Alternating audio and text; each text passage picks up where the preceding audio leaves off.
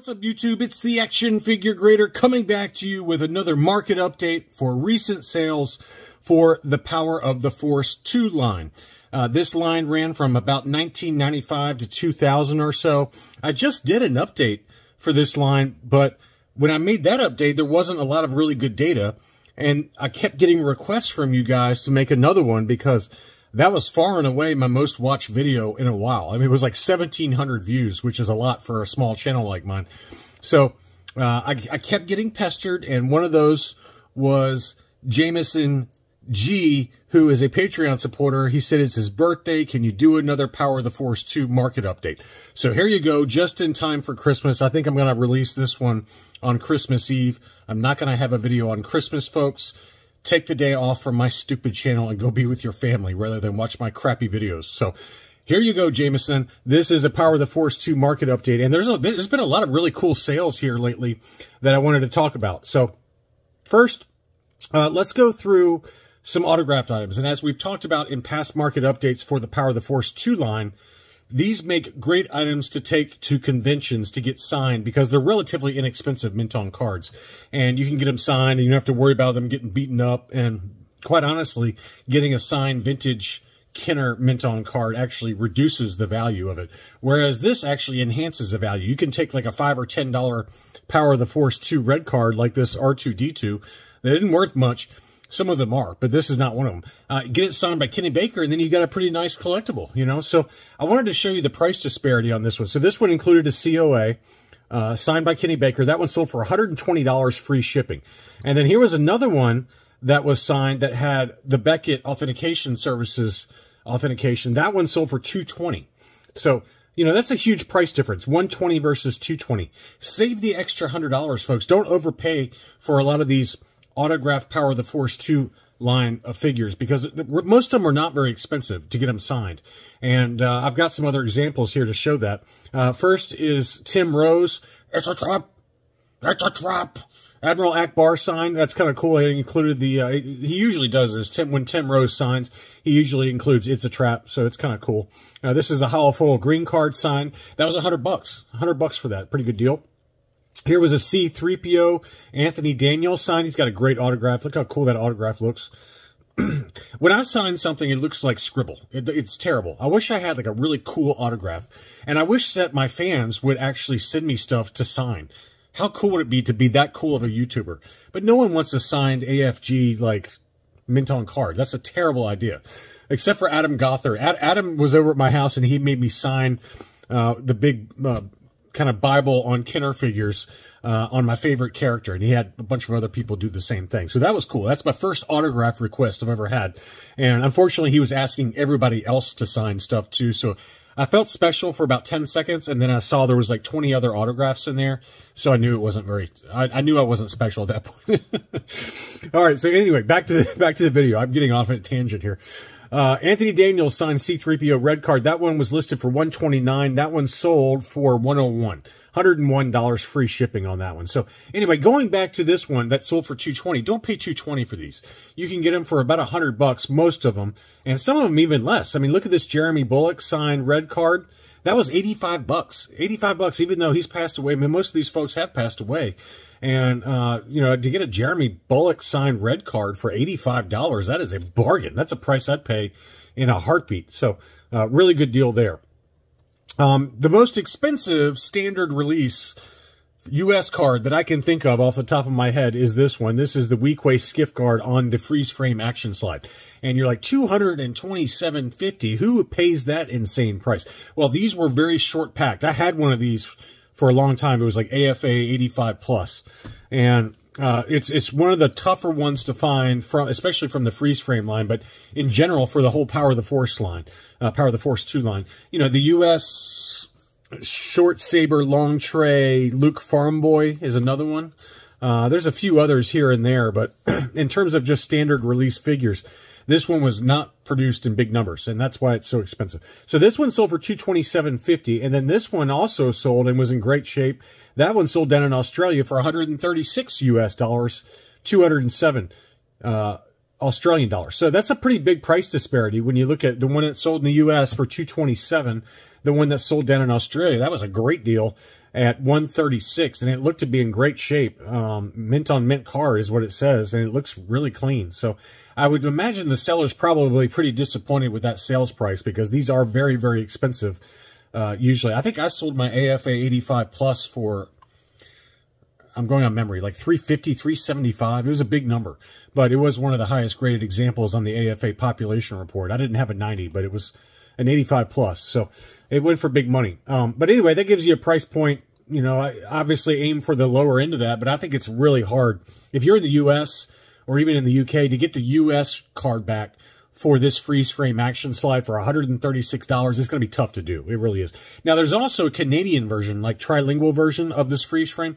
That one's going up in price too. It's not nearly as expensive as the US card, but if you see the multi-language on the front of this freeze frame, you know, by the freeze frame, that's the multi-language. That's the Canadian release.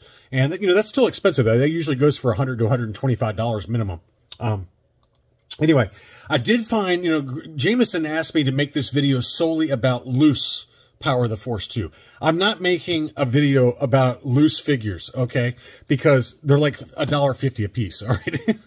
But I did find some loose graded, which is surprising. You don't find these very often. Usually when they're loose graded, they're UKG is what I found. But this was an uncirculated 90 grade Vader with the longer lightsaber.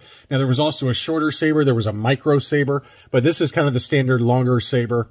And it was a U90, and it sold down in Australia for 130 Australian dollars, which is 85 US dollars. And here is a loose Chewbacca, also another U90 Chewbacca. Ugly figure, and there were some Russian bootleg Oratet figures that are very similar to this, and we're going to talk about that more in a second, but there's a bunch of different colors for the Russian bootleg. Oratet company made Power of the Force 2 bootlegs, and they came out like in late, I'd say 2000 to 2006-ish is when Oratet went out of business, but they have a number of different Chewbacca colors for the Oratet line. There's like a dark brown, there's like a glossy brown, there's a magenta, kind of reddish metallic red. I've got a set of them that's kind of graded together, but anyway, but this is just a standard Hasbro version, and that one sold like also for 85 bucks. So $85 is what those two loose graded sold for. Here was another one. This seller had a bunch of different AFA graded, fairly common figures, but they're, you know, fairly common card backs on the Power of the Force 2 line. But they were good deals, and this was a U85. I think I know who bought this. It might be the same guy that asked for this video. But this was an uncirculated 85 Darth Vader short saber. And now if this had been the short saber inside the long tray, which is called the transition tray, that would be a lot more expensive. But this one was listed for $125. That sold for 75 bucks. Which, you know, if you, these count as vintage now with AFA. So if you decided to send in a Power of the Force 2 figure, it costs $90 now to grade that with AFA, which is crazy to me, but that's what they charge now. So to get it for $75, I mean, you're getting it less than what it costs to grade it now. I mean, obviously, whoever owned this probably got it back when it was like 40 bucks, but nowadays to get one graded, it's you know, very expensive. It's $90 to grade it. Here was a U90 Greedo on the green card. That's a really nice looking card back. Very kind of pops really nicely there. That one sold for $100. So that one went for a little bit more, but it was a U90. So it's tough to get a U90 in anything. But on the Power of the Force 2 line, I've sent in a bunch, and I've gotten a few 90s from AFA, but most of the time they'll come back 85 and below. CAS is maybe a slightly easier to get a 90, but AFA very tough to get, especially an uncirculated 90. That means if somebody sent in a sealed case of these figures, and they opened them up at AFA, and they gave it the uncirculated designation. So $100 on him. The Princess Leia was a nice one. I think this is a underappreciated figure from the line.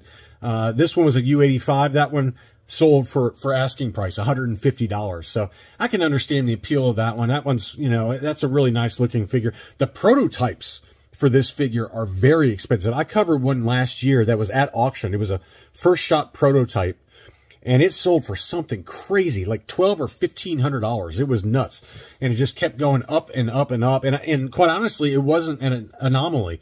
I see the first shot prototypes for this particular figure on Facebook and some of the Facebook prototype groups. It's $1,000 regularly, so very, very pricey prototype. But anyway, that U85 sold for $150. This one was an 80+ grade Hammerhead or Mamal Nadon, and that one sold for $80. So usually anything underneath an 85, it's going to be case cost. It's going to be, you know, you're not going to get much of a value for it unless it's one of the rarer ones like the freeze frame Weequay or something like that, or maybe a Boba Fett with some of the errors like the half circle hands, the missing emblems, missing chest emblem, missing shoulder pauldron emblem, stuff like that. You know, if they're error figures, you might get a little bit more money for them. But for just the standard red cards that are very common, underneath 85 grade, you're talking, you know, $80, $60. I bet in an auction this would go for even less than that. So, but anyway, that one did sell 80+ grade for $80 plus $11 shipping. I've got some ungraded examples. I had to include this one for you guys. I had to.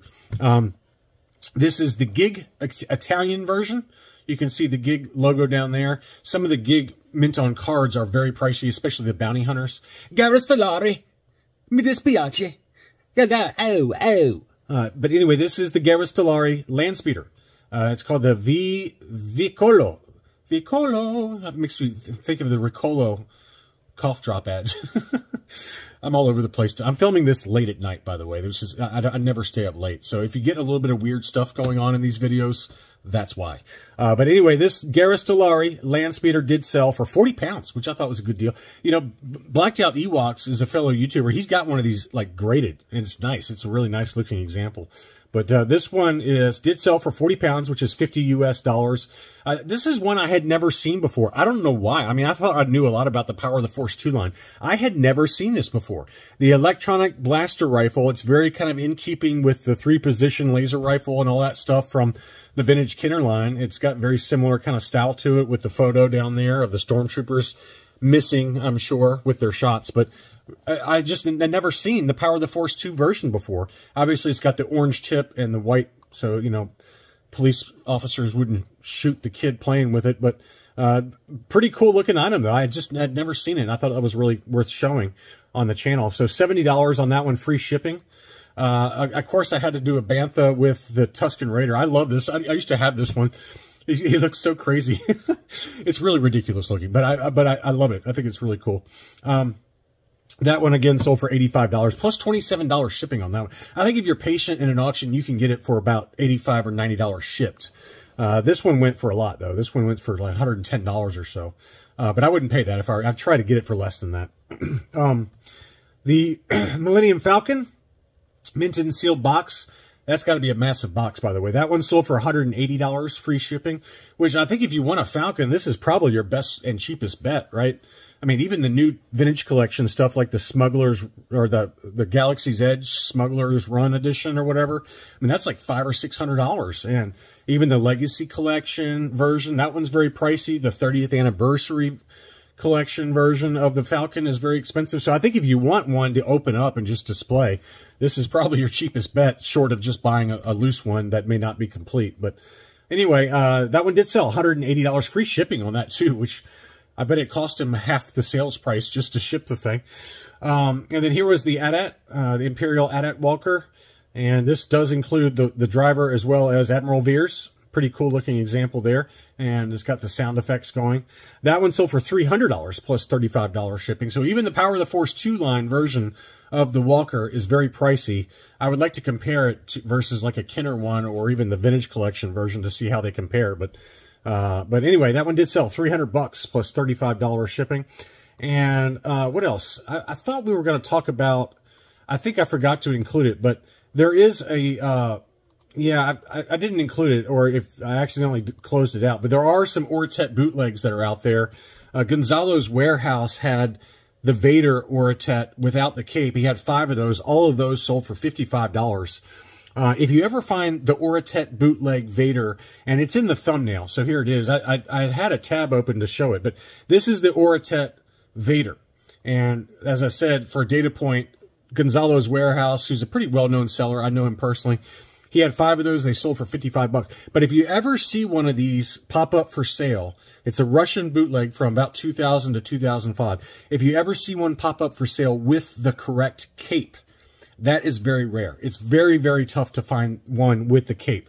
Most of them are kind of overstock, and they did not have the capes included. But every once in a while, every blue moon, every year or so, you might see one pop up on eBay that has the cape. I don't have one personally, but I've seen a few pop up on eBay over the years.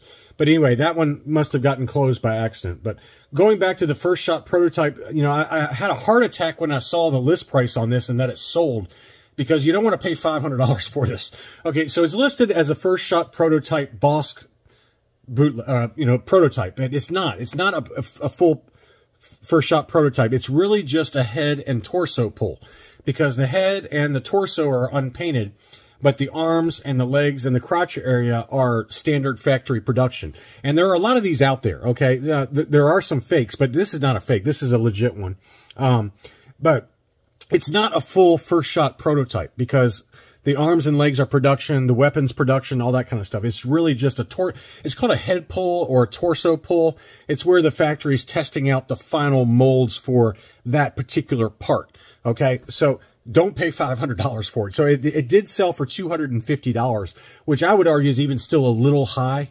I think for a full first shot unpainted prototype of Bosk, $250 to $350, really closer to $350, if not even higher. But $250 is probably at the very, very upper end of what I would pay for one of these. And they do come up for auction fairly regularly. This was a nice example, though. You can see how it's all unpainted, the front and the back, different plastics to the front and the back, yellow and white on the back. So anyway, pretty cool item, and it would definitely grade. I know that I've seen a few UKG as well as CAS graded examples. So they will grade this as a first shot head pull or torso pull. And they might even just label it prototype for all I care. But I'm just saying that in general, it's not as valuable as a full first shot prototype that is completely unpainted with non-production colors, things like that. So, but anyway, don't pay $500. It went for $250. That's the max I would pay. I probably wouldn't even pay that personally. I'd pay like $200, maybe $250, I guess. So, finally, I wanted to show this. This was an incredible item. All right. So this was a test proof card for the Power of the Force 2 line, and it was signed by Dave Prowse. So this is like a blank proof card that Dave Prowse signed, and I wanted to go through the description. I purchased 3 of these Power of the Force 2 card backs in 97 or 98. I was given to Dave Prowse as a gift. So I think he gave one to Dave Prowse as a gift, and the other 2 he signed for me. So one was given to Dave Prowse as a gift, and the other 2 he signed for me. I sold the other years ago. So this is the only other one I know of. The black surface is just like the final card back, surface litho, and the back is blank. This would have been attached to the back of the cardboard for the correct thickness. Guaranteed authentic and guaranteed to pass any third-party authentication such as Beckett, JSA, or PSA, or your money back. So anyway, I just thought this was a cool item because you don't see blank proof cards for the Power of the Force line come up very much. And to me, it's worth just to have a blank proof card for this. I think is really cool, and probably worth the price that this buyer paid anyway. So it was listed for $300, and it sold for $250. That was the best offer that was accepted. Now, to me, I think honestly, just the blank black proof card by itself is probably worth $250. I thought that was a really good deal, and plus you get it signed by Dave Prowse, and you know it's kind of cool because you think about it, the actual packaging is Vader's face, right? And so to have Dave Prowse sign that, it's something special. You know, that's a really cool item. And I had not seen that, and it just popped up when I was doing a general search for this video. So very cool item. Again, that was listed for $300 and it sold for $250. So lots of really interesting sales. I mean, honestly, the sales in this batch were much more interesting than the one I did, a few weeks ago. So hopefully you guys enjoyed this video, and, be sure to leave a like and comment below. It helps out the channel, helps out with the logarithms and all that good stuff with YouTube. Thanks again for watching, and I'll be back soon.